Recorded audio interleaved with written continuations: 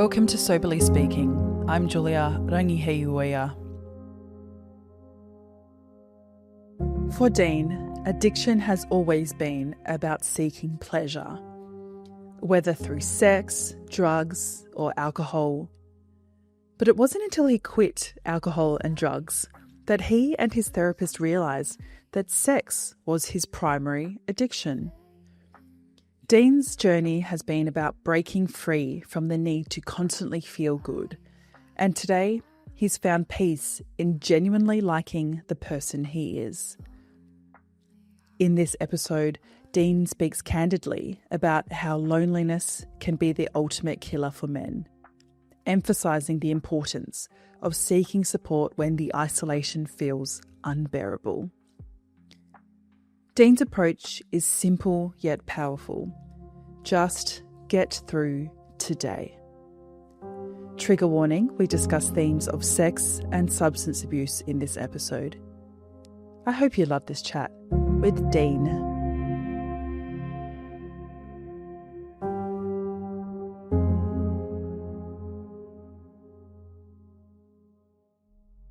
Dean, I know what you do for work now, which I can't wait to talk to you about, but I want to go back to your childhood. Where did you grow up? I grew up in Horsham, small town in country Victoria.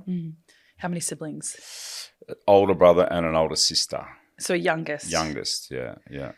What was your family unit like? Was mum and dad around? Look, it's a little bit disrupted. My father had a mental breakdown when I was very early. I've done a lot of work around attachment styles and where I sit, etc., in terms of relationships. So my father, unfortunately, had a mental breakdown, and my mum was a nurse, and she had 3 kids under the age of 5 and had to go back to work, and so I probably didn't have the attachment with her in the early days. So, I've done a lot of stuff around that. But they did their best, quite poor, in fact, very poor, and then they worked very hard to bring us up to a middle-class background. But, yeah. And from your father's mental breakdown, mental illness, what kind of attachment style did that give you?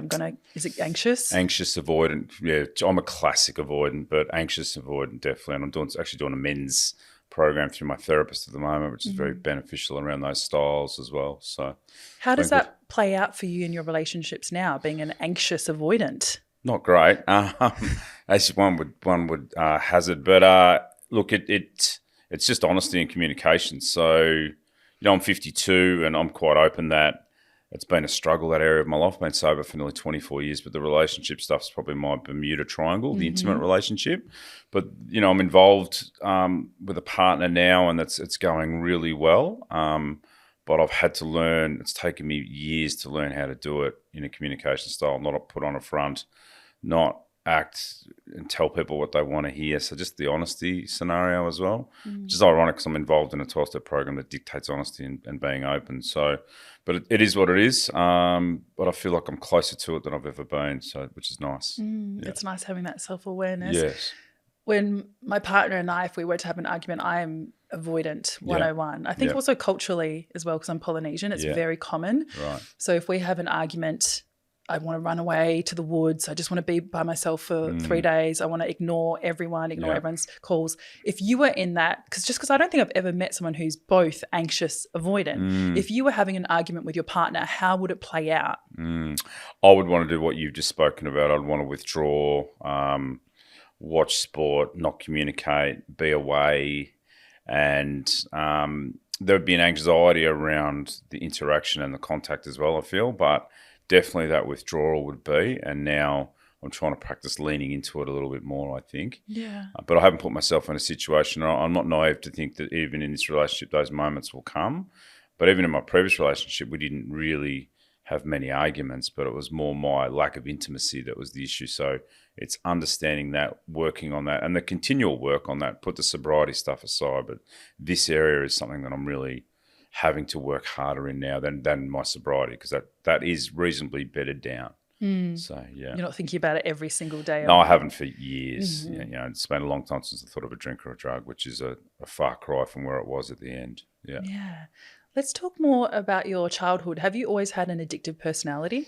I think so. Yeah, I've always had. I mean, we talk about, I'm in 12-step recovery, we talk about like even things like food or lollies or sex or masturbation, or it's always been anything that brings pleasure. I feel like that I've had heightened sense around. I want to do it again and I want more. But also other things like never, and I've shared this, is like never feeling quite comfortable. So even when, things are going well in my life, there's an expression, waiting for the other shoe to fall, like feeling like things, I'm not worthy of this, or something's going to change. So that was an early scenario for me that, oh my God, everything's going all right. Something bad must be about to happen. That might be parenting. That might be that attachment style.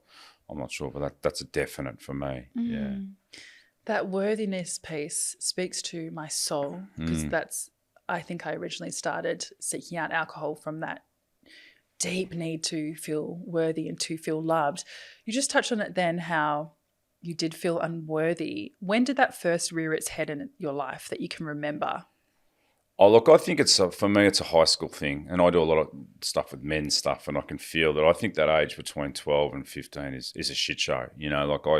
I was quite happy at primary school. There wasn't really any thoughts of interaction with the opposite sex, play sport.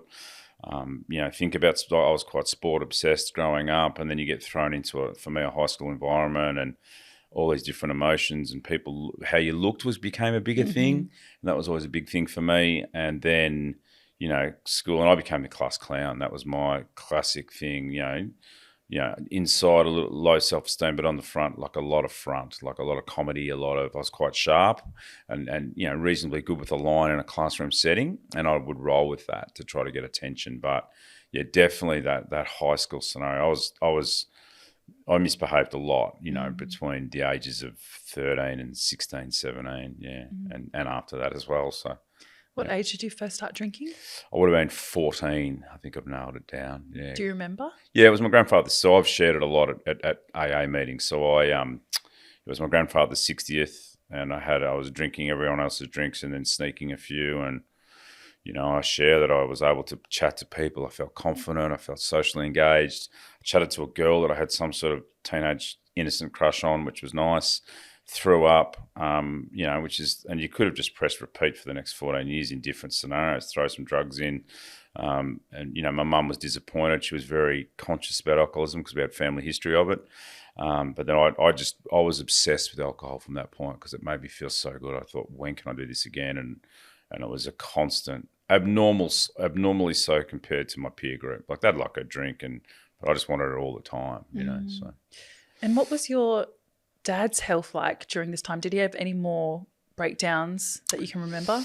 No, not as such. My father was very neglectful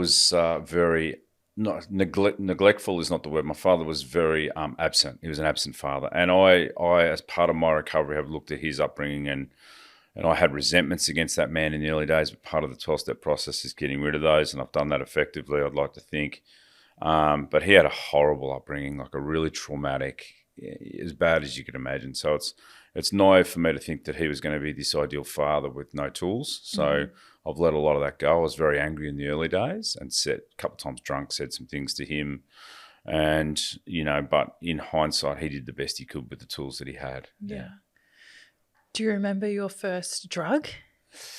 Yeah, I mean, I was a late starter, but I smoked dope probably at the age of 16 or 17. It made me very paranoid, and I was always one that other friends were smoking a lot of dope, and I was thinking I wanted to drink because it was more up, it was more party, and I was always a little bit resentful that they wouldn't come out and drink. And but I remember my first ecstasy tablet, which was like another spiritual experience. I like to refer. I would have been 22 or 23. I was at a nightclub in Melbourne, Saratoga, and it was a holiday, and I was dancing topless with a couple of scantily clad ladies, and I thought, this is it, I've arrived, and this is it. And I was drinking, and if I could recapture that feeling, they always say the first one is the best, but it was unbelievable. Yeah. Wow. But everything has a price, and I knew, the come downs for me, but I chased that. So I was a big clubber for the next 5 years until I got sober in 2001. But I loved the drugs. I loved the lifestyle. I loved the clubs. I loved the music. I loved the uncertainty of going out and not knowing what was going to happen. Like, it was great. Yeah. Dean, this is what I always preach, is how – preach is probably the wrong word, but, this monotony that can come with sobriety. 100%. Yeah. That's what I miss about especially taking drugs, is where am I going to end up? Yeah. Now I know what I'm doing every second of every day, and even fun. I've probably planned it down to the last minute. It's that I miss that. I might end up at a karaoke bar, and then I'm gonna sleep with this person, and then I might hook up with this person and run around. Yeah. I definitely miss. So I can understand with exactly what you're saying. Those next 5 years, what did they entail? What were your relationships like? What did they entail? They entailed everything, really. Like there was, I'm an alcoholic and an addict, so I classify that as I believe it's a disease, and that's not for everyone. But I've got firm, understanding that I've recovered with a lot of people that had the same parameters of the illness and the same parameters of the recovery. So once I started, so there was some good times and enjoyable times, nightclubs, dance parties. There was also many times if I started drinking at, say, 2:00 on a Saturday, I wouldn't make the night. I'd be passed out by 9 and waking up and missing out on concert tickets and events out. Or with the advent of ecstasy, there'd be a night starting at 11:00 and going through for 2 days. But coming into that Sunday knowing that I had to come down at some point was like, there was the reality of the come down for me was big as well. So there was, and I'd try to manage that with Valium and dope and more drinking. And sometimes I'd overshoot the mark. And I share stories. Like I woke up in the wrong apartment once when I was living in Ivanhoe, not far from where we're filming this or recording this today, and just with no idea, and just sort of, walked into the next apartment, which was mine. I've driven in blackout and had criminal charges. So I can make light of it. But there was also stuff of putting other people at risk, putting myself at risk. So there was all that happening. I went bankrupt. It was just all the stuff that happens when you drink or use as an alcoholic and an addict. It was pretty much a downhill spiral. The parents were incredibly concerned. I had relationships, and then I would be unfaithful in those relationships, and sexual behaviours everywhere, just because it was another feel good. And that, for me, surprisingly, even escalated when I got sober, because it was the drink and the drugs I was more concerned about rather than the sex. And when I got sober, it was like, well, here's a feel good I can have, and I ran with that for a few years afterwards. I can't wait to speak on that. Can we talk on the bankruptcy? Because I think this always comes up when I interview men, and I don't know if maybe they're just more honest about it, because we used to try and keep up appearances still. What does that actually look like when you go bankrupt because of partying? So for me, it was just mismanagement, parking fines, took out loans, credit cards, had no idea of sort of financial literacy, how it worked with, interest rates. I mean, I knew how interest rates work, but I had a disregard for that. So it was accidents, little car accidents, and just sets you over. Yeah, changing address every 6 months. So all the drama, like we spoke a little bit about before, like the partying, and like I don't miss that drama in my life. Like I miss sometimes the excitement, but even now, it's nice to have a life where I kind of know that I'm financially stable. I've got a place to live, some responsibility. That shouldn't be underestimated either. So, but going bankrupt was it was probably a financial decision that I made, and I don't really regret it, and also came into recovery again. This was like 6 or 7 years later with $20,000 or $30,000 worth of parking fines and speeding fines. And I went and spoke to a magistrate and spoke about it being an illness, and spoke about my mental inability to deal with that stuff. And there was some consideration done to that, and they were drastically reduced as well. Wow. So the system and the people out there are really understanding as well. And I if you suffer from the disease of addiction, I think your clarity and ability to make decisions financially is radically compromised. Yeah. So couldn't agree more. Yeah. I want you to explain to listeners just how different the mindset was back then of going sober, because I feel like it's only become cool in the last 2 years, if not this last 6 months. It feels like it's ramped up. Yeah, I feel that too, yeah. What was it like back then, the thought of stopping drinking? Yeah, I said at the start, I got sober before it was sexy, so I feel that way. It's become big. Look, it's for and I like the movement, and I like the sober living. The rise of sober alcohol choices is huge as well, like sober clubs, sober bars, and it's great for someone being sober. But for me, it wasn't a lifestyle choice. It was either keep going and it's going to be a really horrific ending, like death, jails, institutions, hospitalizations. And I didn't want to give up. Like I spent a year busting in and out, relapsing in 2000 until I got sober in 2001. But so the choice for me was removed. I believe that if you have alcoholism or addiction, then you continue to drink, then it's a ticking time bomb, you know. And I sponsor a lot of men, and we speak about that, about their drinking and their choices. And I've seen a lot go out and relapse.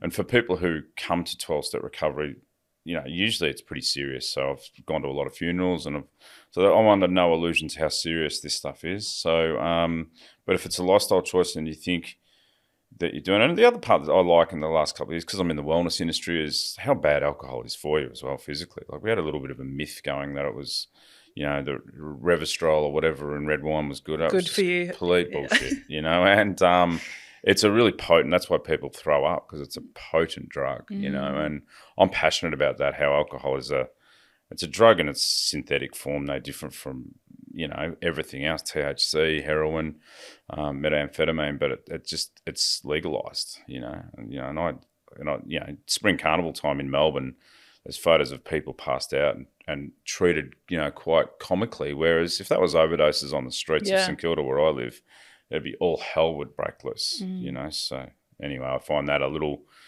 bit confusing. But it was, look, there was always 12-step support around there, but drinking was a much more ingrained part of Australian culture, particularly for men. Yes. And it still is to a lot of extents. But this new generation is so much more liberal with all outlooks, with sexuality and drinking and lifestyle, etc., that I think it's a really good option. And I've noticed that I was reading about how some of the retailers have decreased their profits, you know, because 10 to 12% of people aren't drinking as much. And so it's nice. It's nice as someone sober a long time to see that, you know. When I was in the thick of my addiction, I loved using that fake. I loved just saying, you know, drinking red wine every night is actually statistically good for you. Antioxidant. I love throwing that back in people's faces. Yeah. And funny enough, I only ever used that when I was, you know, in the thick of it. Yeah. It's the early 2000s. You're a male living in Melbourne. You know, you saying, I think I'm an alcoholic. I could imagine around that time people going, oh, but you're not experiencing homelessness. Yeah. You're not living under a bridge. Yeah. Did you have any pushback from when you first sought help or when you first stopped that lifestyle? Yeah. Well, I was living on the Gold Coast, so I'd moved up there. And that's a great place to melt down. If you ever want to like have a rock bottom, the Gold Coast is as good as any. It's like a poor man's Miami. It was look, my family and friends had been exposed to how bad it was for me. I didn't have much of a circle up there, so there wasn't much pushback at that time, but it was overwhelmingly supportive. I suppose I was sort of a little bit isolated I wasn't working full time, and I was moving into being in the fitness industry, so there wasn't that sort of workplace or functions. And look, it was really bad for me at the end. So there was probably no wriggle room for me. I was physically unwell. I was completely cooked on every level. So I don't think anyone was saying, oh, I don't think this is a good idea, Dean. I think they were saying, let's get on with it. Let's go. Happy days, you know. So the day you decide to stop drinking, and first of all, was it the day you decided to stop drinking, was that the day you decided to stop doing drugs as well? Because sometimes they can be different dates. Yeah, and it's like sometimes it's a little bit of the Sandra Bullock 28-day syndrome is that, and by that I mean is for me it wasn't a specific day I thought that I was going to, because then I relapsed and would come back to it. I knew on a deeper level after being exposed to meetings of AA and understanding the message and reading the literature that I more than likely had this thing, you know. And then I railed against that. I thought, like we all do, I thought, I'm not quite as bad, or I can get fit. I'll go back to the gym and get a job. I did that on one occasion on the Gold Coast, picked up a drink on a Friday night, and I shit you not, woke up on a Wednesday. Like, this is the alcoholic. I didn't know whether it was day or night. So my last benders were horrific. But I stopped the drug use. I stopped using marijuana about a year before I had a panic attack using it in Brisbane after a dance party. Same with ecstasy and those other. And then I used ecstasy before I got sober. I came down to Melbourne for a dance party from Horsham and used ecstasy like I was drinking. I wasn't going to drink, but I kept using another half every couple of hours, and I was completely cooked that night. Then I smoked dope, and that led to my last relapse in March of 2001. So I exhausted all avenues of get out, you know. But and then I'm in a program that dictates sobriety from the neck up, and by that we mean nothing that's mind altering. So, you know, no marijuana, no occasional ecstasy, anything by prescription is fine if it's through a medical professional. But so I couldn't, and many don't and try other things. But for me, it was complete abstinence from any mind-altering chemical. Is there one certain event that you look back on and to this day you cringe? And it doesn't, like for mine, it's not necessarily the one where I physically caused the most damage. It's where I hurt this one person and I cannot get it out of my head. Do you have a scenario like that? Yeah, well, it's a really good question, and I've just come back with doing another podcast with a friend, and she does it around a photo behind the smile, which is, and it's around. Look, my sister got married in 1996. I'll have to have a look, and there's a photo. I had my girlfriend at the time, and I was late to the wedding, because I wanted to get stoned. I was unorganised, and didn't really care. That's the self-centered nature of this illness as well. And I look back at things like that and what I put my mother through and the family through with really no regard at the time, because I was so caught up in myself and what I was doing and seeking pleasure. They're the things that probably stick with me more than there was a lot of degradation. There was a lot of blackouts. There was a lot of physical stuff that happened. There was a lot of waking up in different beds. There was lots of stuff that I could have shame, but I don't really do shame anymore. Yeah. It's kind of pointless. And I've done it a lot in my life, so it's the shame and the guilt is not there, but the hurt that I put my sister and family through, but then also partners in sobriety as well with different behaviours, like that's the stuff that probably burns a little bit brighter in me and makes me continue to do some of the other modalities that I spoke about earlier in terms of therapy, etc. So what do you mean about the behaviours in sobriety? Oh, well, I mean, it's probably another podcast, but in terms of my behaviours, like I was in relationships and wasn't faithful till I was 40, and it's not something I hold as a badge of honour. I thought that was something that I needed and I was entitled to do. I know I was 10 years sober at that point,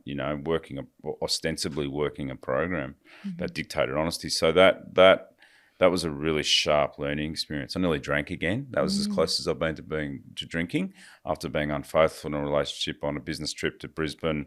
I was an inch away from going to the minibar, So that was a really strong wake-up call. And then seeing what it did to the partner at the time as well, I really, really regret that behaviour, So, and then different in the ensuing years around the intimacy stuff, that the unfaithfulness stuff wasn't an issue, but it was my inability to connect and be honest or open with these partners and the hurt that caused them.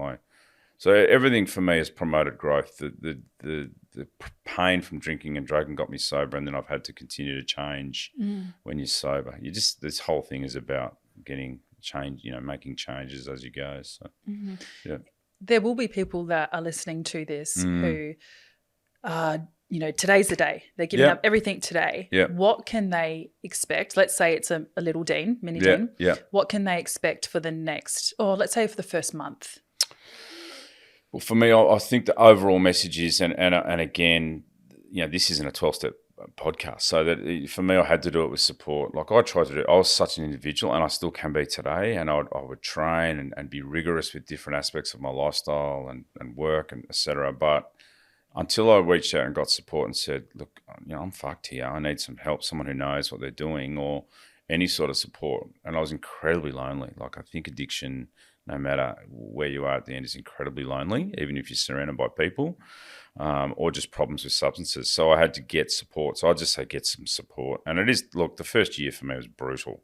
And guys that I sponsor with, and we celebrate anniversaries in 12-step recovery and sing happy birthday. I went to a meeting last night. It was a good friend's 31st year sober. Hopefully I'll be 24 years the end of this month. And it's nice to celebrate those, because it's really, and the first year, it's really tough. And you're going to go through all these things, weddings, for me, grand finals, New Year's, parties, all these things you think you can't do, and then you do it once, you can do it again. That's the beauty of a day at a time scenario as well.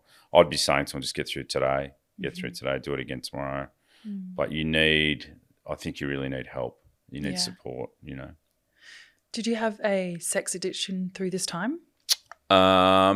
In hindsight, I would say yes, but in after it, I think it became more fully blown. My therapist believes it's the underlying. She's an expert in addiction of all sorts, and she believes that it was the primary addiction as well. And really? I can see that as well. Yeah.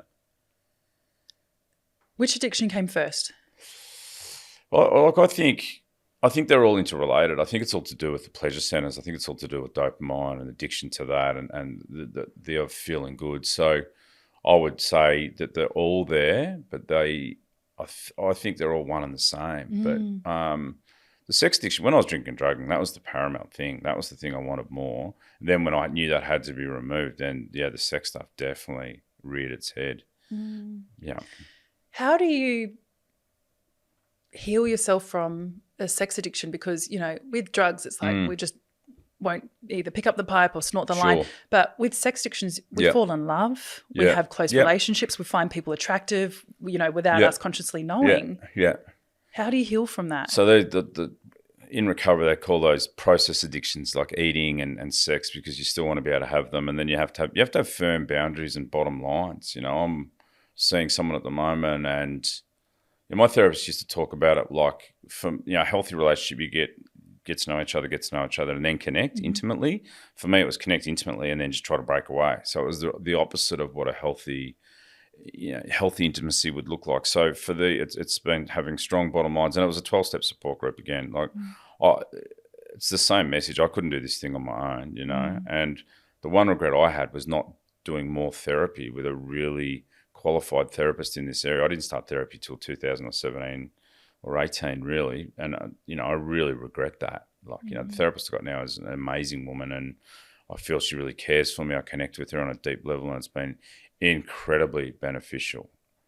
But my previous relationship, even a few years ago, I thought, oh, well, this is okay, everything's going right, and didn't continue the work with her when I really needed it, and that relationship subsequently ended. So there's lessons there, but it's like, yeah, you got to get support. It's like anything, you know. It's not the stigma and the shame around this stuff is. I'd love it to be, you know, lessened, particularly for men. I'm big on men and men's intimacy. There seems to be, and you know, I've in the yoga world and wellness, there's so much stuff for women, and they're so good at supporting each other. And men are starting to, but I feel we're a long way behind. Yeah. You know, we were actually speaking about this off air, that for people who I've met and I've interviewed, it seems to be the majority of people who do AA and 12-step programs are men, and now talking to you about it, I wonder if that's because as women we naturally have our communities already, whereas men, there's really nowhere to go. When you see these new bright-eyed and bushy-tailed men who join your groups, what kind of person do they join as versus the person they leave as? I wouldn't call them bright-eyed and bushy-tailed. They're usually just limping in, just completely shot through. But so what was the question? Where are they? How do they enter your 12-step program versus what they do? They, you know, walls up, and then by the end they've got some vulnerability. Yeah, 100%. So they're guarded. I think they're like the men I work with, men one-on-one in AA, you know, and then I do it for work, and that's separate. Like, you know, I do it because that's how 12-step works, and it's a spiritual axiom too, helping someone else. And it's very much a spiritual program about a power greater than yourself. And I feel like that's whatever my powers would like me to help other men to do with this stuff. But they open up. You want to talk about intimacy. So when you do a 12-step program and someone shares their 4th step with you, which is their whole history, everything that they've been shameful about, that's intimacy. So you get men who've never done it. I'd never done it when I shared it with my sponsor. And you think that you're going to be cast out or judged, and you aren't, and you're embraced and loved. It's an incredibly powerful, intimate relationship that you have. And then, so I have a group of guys. I don't have children, but I feel very connected to these men as if they are. So we get together once a month at my place, and I have enormous love for them. I hope they have love for me. And like, you know, all different backgrounds. You know, I have how many guys I'm sponsoring and their sponsors. So it's like it's a family. I didn't have a particularly strong, happy, connected family growing up for whatever reasons, and I don't hold resentment around that. But I have that now through a 12-step network, which is it's very nice. So you can see them blossom, and you see them come over the same problems and work and this, all the stuff that I went through. You just give them the right advice and help them as much as you can. And it's not me doing it. I believe it's a power greater than myself helping them, and they start to shine, and then they go off and do it with someone else, and that's how the whole process works. And then others don't do it. They lead, you know, I see them, and some die, some lead horribly small, sheltered lives, drinking and drugging again. Others might go off and they're okay, but they're, it's we're not the one shop for it all. It does definitely work, but no matter what, if you've got a problem with it, you need to keep working at it. Definitely. So, Dean, what's been the most surprising thing you've learned about yourself through sobriety? The biggest thing is that I just like myself, that I don't hate myself, because my self-esteem was terrible. It was like the way I spoke about myself, you wouldn't speak about anyone. I was incredibly self-critical, incredibly, driven and over the top with everything, like how I presented and what people thought of me. And so freedom from the bondage of self is big. It's a big bonus from doing this sort of work as well. It takes a while, but it's like I'm not consumed with where I sit in whatever sort of hierarchy. Like I feel comfortable in my skin most of the time. And when I'm not, I need to do some work. Yeah. I'm going to start wrapping up the interview, but I want to know or explain to the listeners what work you do now. Yeah. So I have a business called Reset Wellness. So I do a program called a Men's Reboot, which is an 8-week, soon to be a 12-week program where we go through all the modalities of wellbeing, fitness, yoga, and mindfulness meditation. I've done some postgrad stuff in positive psychology, how to lead your best life. So I do that one-on-one with men and women. Like I have another branch of it, it's longevity training, but also I do a lot of corporate health, like around psychosocial risk. And the messages are the same, be it for corporate or individuals, around like the adherence to doing the work and doing all the things we've spoken about today, and it works. But I really enjoy it. It's great. And the story comes up a lot in it, which is kind of nice as well. It feels like your life's purpose, right? Even sitting across from you. Yeah, 100%. It feels like this is what you were put on this earth to do, which is so special. Yeah. One final question. What piece of advice, let's say there is a young man living in Melbourne and he feels so alone and he knows that he has a problem, what advice would you give to him? I would reach out, like be it some contact details that might be attached to this podcast. I'm always happy to chat to them, because the loneliness for the men is the killer. And this idea that, oh no, I can't tell anyone that or say that, is just, it's like a death sentence for men. So it's ingrained in even in a lot of the younger men today, which I find a little bit disconcerting. But yeah, reach out, get some help. Even if it starts with Lifeline, go and have a check out an AA meeting, go and do, maybe it's yoga. Find a community that can help you, because you're going to need that. If you do it on your own, it's going to be very angry, sad, often disastrous consequences as well. So, Listeners, I will put all of Dean's info in the show notes, but thank you so much, and not even only for being here, but thank you so much for the work you're doing. It's so important. Great. Thank you. Thank you.